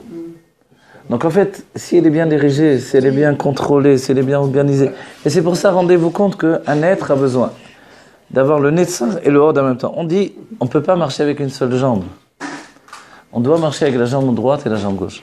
Oui, mais pour s'aimer, le Hod, il doit prendre conscience de son importance, et ça, c'est quelque chose de très difficile pour lui. Voilà. Et c'est pour ça qu'il doit l'obtenir du Netzar. Et c'est pour ça qu'il n'y a pas de Hod sans Netzar. C'est pour ça que je suis Hod, donc je comprends Voilà. très bien.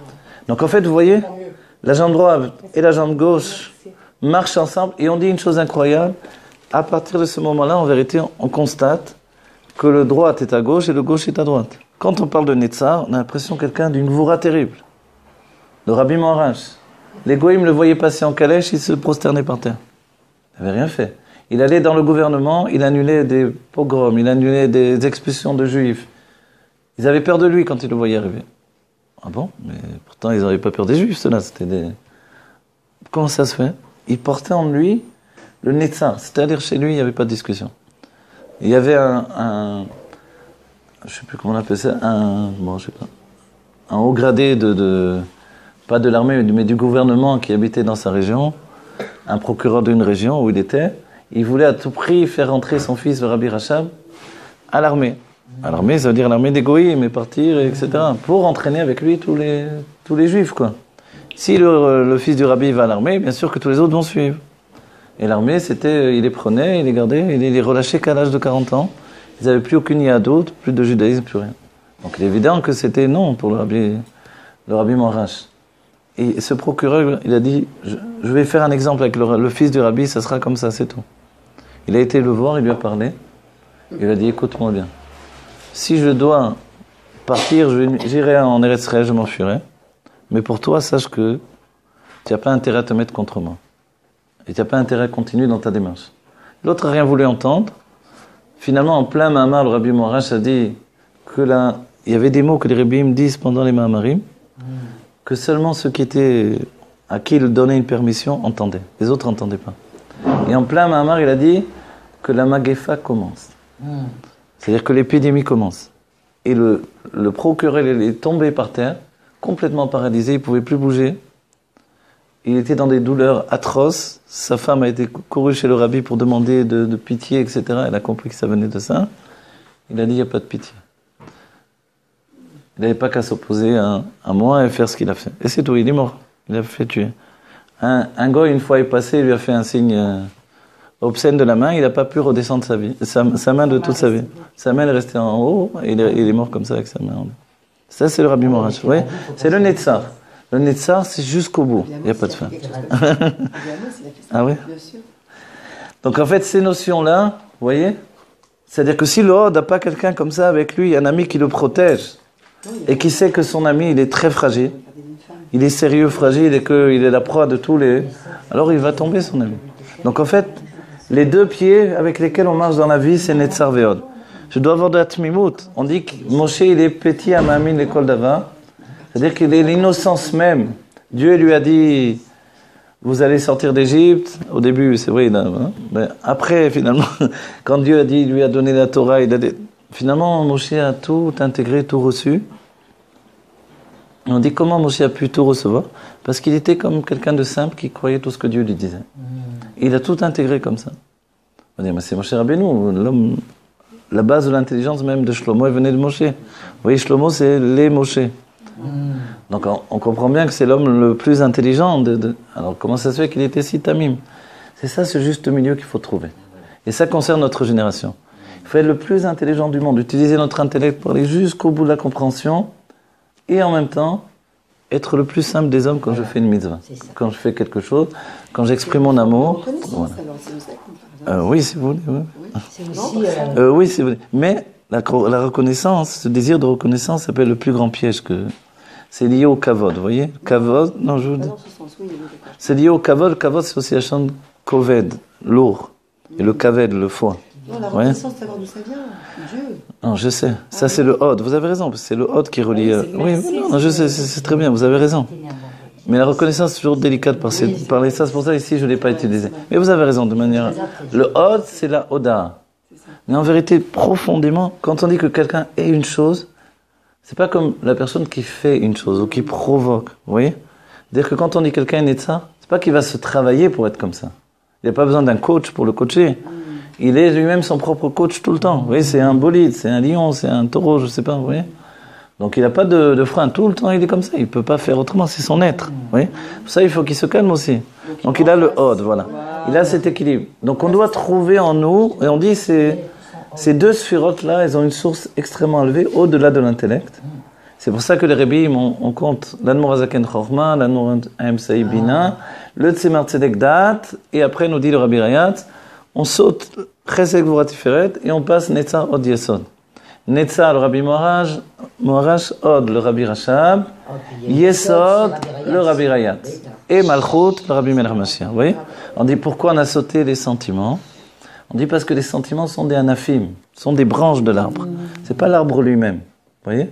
Donc les sentiments, on les laisse pour la Chassidut de Pologne qui a choisi de s'occuper des sentiments. D'ailleurs, ils grandissent les péotes. Vous voyez? Tout le travail, c'est de travailler sur les anafim. Et le Chabad a décidé de s'attacher au Etzem. C'est la décision. Les Breslev, ils sont dans les sentiments de manière générale. Certains disent qu'ils sont dans le Keter. Enfin, le Rav Gisbourg dit ça. Maintenant, c'est son opinion. Mais la source, de toute façon, des sentiments, c'est dans le Keter. Vous voyez, on vient tous du Keter, parce qu'on vient tous du Baal Shem Tov. Voilà. Donc, en fait, l'idée, c'est de s'attacher à l'essence. Avec quoi je m'attache à l'essence? Avec l'intellect, c'est le choix de la Chassidut Chabad. C'est-à-dire, c'est pas l'idée, je subis l'essence. C'est-à-dire curieux de dire ça, subir l'essence. En fait, on subit l'essence tout le temps.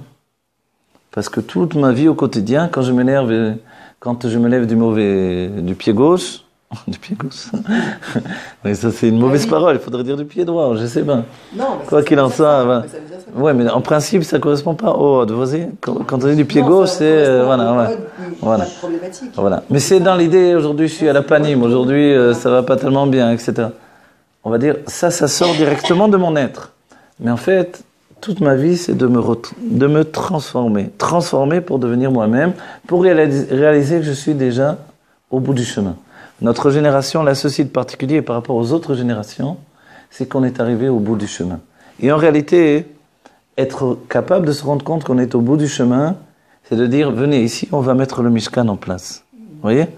Parce que d'autres générations, dans notre époque, on était encore avec le Mishkan en voyage. Et quand est-ce qu'on s'arrête? Aujourd'hui, on dit bien, on s'arrête. On le sait qu'on est la génération de Malchout, parce que Zorabi, c'est le 7e. Exactement. On est la génération de la Géoula. On est à la fois dans un monde qui est encore l'exil et déjà la Géoula. C'est-à-dire que la conclusion, c'est que la Géoula, c'est l'exil lui-même. Et ça, auparavant, on n'avait pas des kélim. On aurait dit ça aux chassidim de l'Admor Hazaken, ils auraient dit ça, tu n'as rien compris la chassidut. Commencez à étudier. Le rabbi nous a transformés, transfigurés. C'est-à-dire qu'aujourd'hui, ma réalité, c'est la Géoula. Ah bon? Et c'est comme ça qu'on ne fuit pas l'exil, mais qu'on rentre dans la Géoula. Et c'est très différent. C'est pour ça que, alors en dernier lieu, il y a le Yesod, on avait commencé par ça parce que c'était le fondement. Le Yesod, c'est cette force d'influence. On va dire, en quoi c'est mauvais l'influence? Vous savez, vous n'êtes jamais tombé sur quelqu'un qui vient vers vous, il commence à vouloir vous influencer. Il est Breslev, il veut que vous soyez Breslev. Il est Chabad Machiriste, il veut que vous soyez Machiriste. Il est anti-Machiriste, il veut que vous soyez anti-Machiriste. Il est Kippas Roga, il veut que vous pensiez comme lui. Il est, je sais pas quoi, il est pas religieux, il veut que vous soyez pas religieux. Il y a des gens comme ça. Il vous laisse pas tranquille, il influence, il vous casse, j'en peux plus, arrête-toi, laisse-moi. Il veut absolument vous faire changer d'avis, il faut que vous pensiez comme lui. On dira, ça c'est une calamité, ça. Ça rejoint le chesed du début. Pourquoi c'est tellement comparable au chesed où il étouffe tout le monde? Parce que à la fin, on retrouve le début. Et que l'influx de vie qu'on avait dans le chesed, on le retrouve dans le yesod. C'est ce qui fait la puissance d'influence, en fait. Donc, en fait, le yesod, ce qu'il a de plus, c'est qu'il est au milieu. Et comme il est au milieu, il a cette source d'équilibre. Voilà. Et on dit que, en fait, c'est pas une sphère en elle-même. C'est comme, voilà, une sorte d'entonnoir, une sorte de système qui prend toutes les sphérotes et les intègre pour les donner. Et le fait qu'il les intègre pour les donner fait qu'il n'est pas yesh en réalité. Il ne prend pas pour lui-même, il prend pour donner. Pour donner à la malchoute? Pour donner à la malchoute. Et la malchoute, ça représente les autres. C'est l'expression. Un yesod sans malchoute, la malchoute maintenant c'est l'expression, c'est la parole, l'action, c'est aussi la réalité.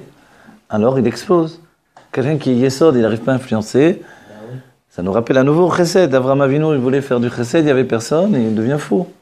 Ah, tu as pas mal d'abrit mina, tu veux pas te reposer un peu? Mais il n'y a personne, à quoi je sers dans ce monde? En fait, on voit que l'un et l'autre sont reliés, mais vraiment profondément. Donc en fait, on doit trouver l'équilibre dans le yesod, être capable de donner de manière mesurée. Et c'est pour ça, c'est le tzedek. Le tzedek, dans la base des choses, c'est de savoir qui est apte à recevoir, qui n'est pas apte à recevoir. Ah, très bien. Mais la difficulté, c'est qu'on va devenir aussi un juge. Ça reprend la Gvura. Hein, lui, il mérite pas, lui, il mérite. Lui, je vais de l'argent. Voilà. Ah, par Voilà. rapport, oui, on va Alors, ça, c'est à nouveau, on rapporte dans l'âme animale, c'est ça. Voilà. Lui, oh là là. Toute la chaîne Voilà. des sphérotes, il faut avoir toujours un petit peu dans... Voilà. Alors, il faut faire ce qui s'appelle Itkalelut ve'Itrabut. Quand tout s'englobe, tout se mélange pour l'équilibre, c'est ça le chidouche des sphérotes de Hatzilut, et c'est le chidouche, la nouveauté de mon être.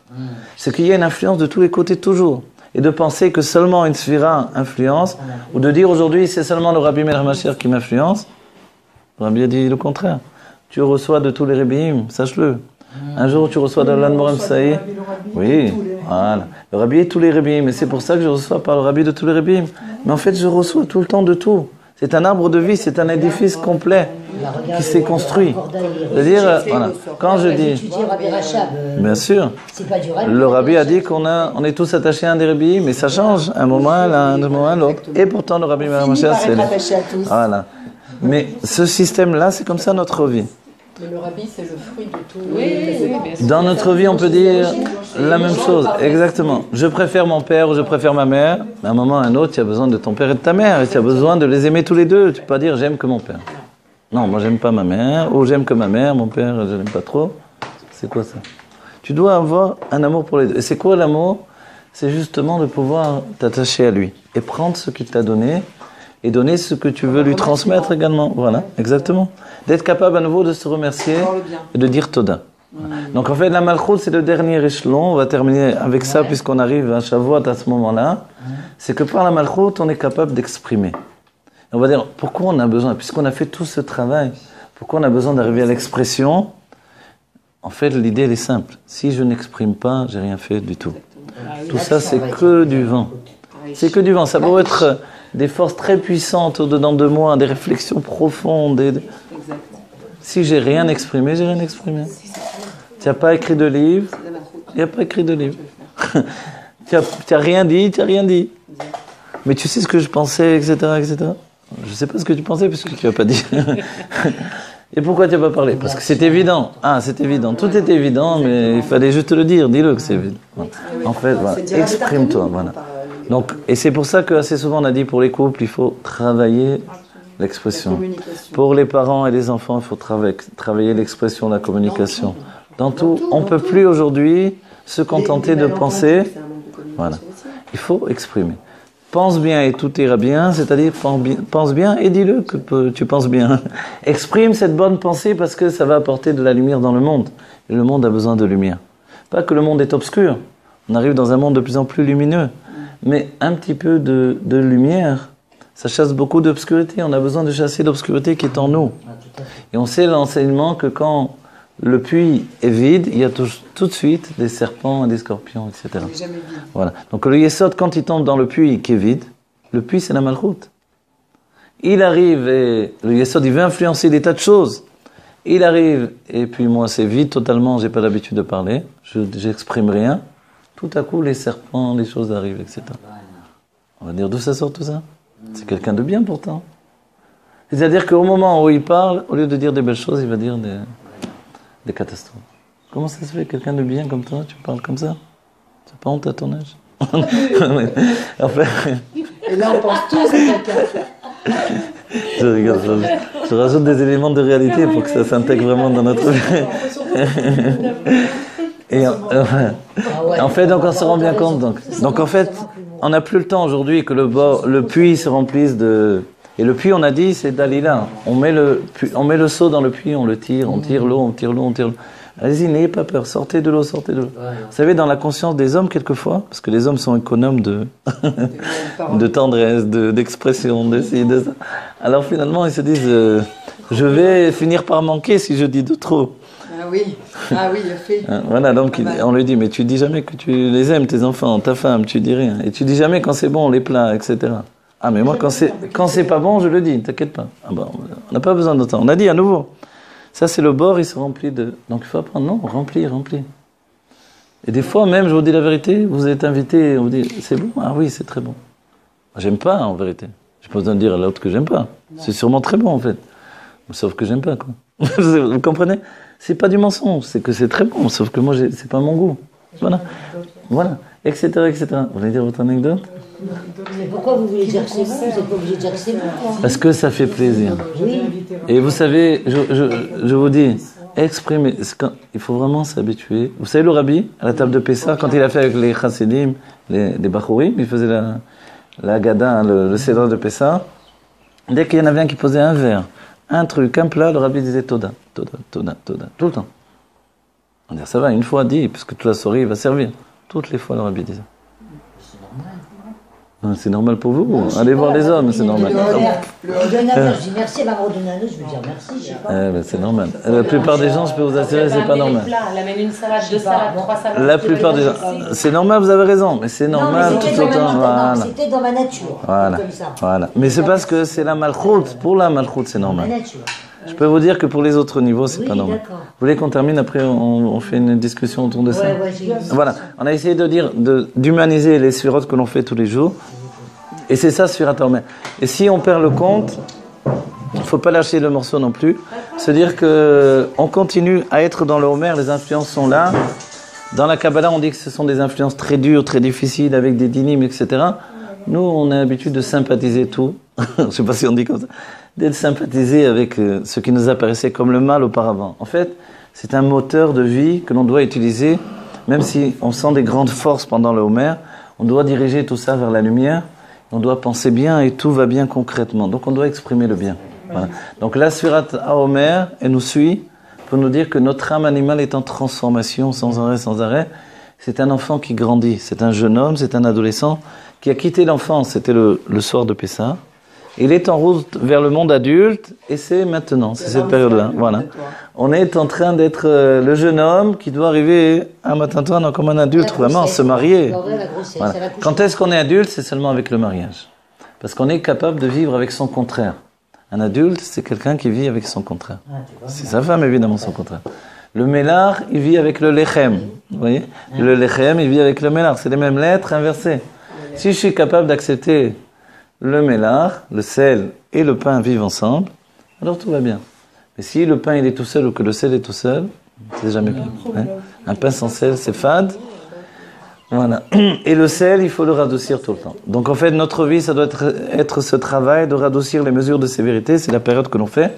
par la compréhension, par l'intellect et par l'amour et la joie que la Chassidut a apporté dans notre vie.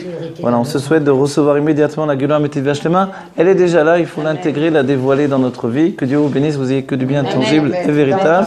Voilà, on n'a pas quitté Pessah, on a pris Pessah comme une force rajoutée dans notre âme. Les faits ne s'arrêtent jamais, seront avec nous pour toujours. On est supérieur, nous dit le Rabbi aujourd'hui, parce qu'on inclut un Pessah de nouveau qui nous a libérés du monde naturel. On est rentré dans les miracles du monde spirituel, des Nissan de Nissan, et c'est pour l'infini. Pour l'infini, l'infini, l'infini, l'infini de la Géoula Mitzvah Shlema. Voilà, que Dieu vous bénisse, que Dieu bénisse. Concrètement, tous les jours, l'histoire concrètement, tous les jours,